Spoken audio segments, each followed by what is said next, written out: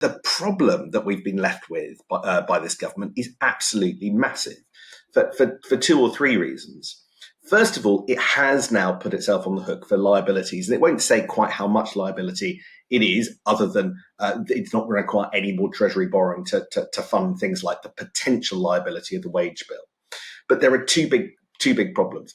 If we do go for full nationalisation, then I'm told that is going to be £4 to £5 billion. Now, whether that's capital or revenue, whatever it is an increase probably in borrowing. That is something that will make the Treasury nervous.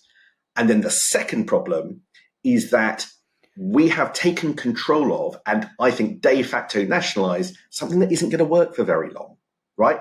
The blast furnaces have maybe got a couple of years' life in them. The real discussion is how what goes on in Scunthorpe transitions to the new kind of slightly lower carbon future, which is replacing the current blast furnaces with their electric equivalent.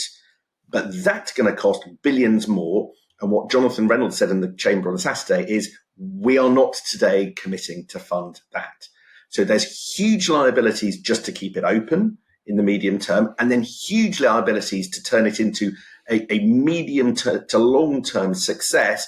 And what was really, really striking, Anne, in that debate on Saturday is the government wouldn't commit to any of it. So great big tick for the sticking plaster, but it is absolutely only a sticking plaster because they are not committing to finance any of the things that make it viable for more than a few months. I don't even see this whole thing getting to the next election.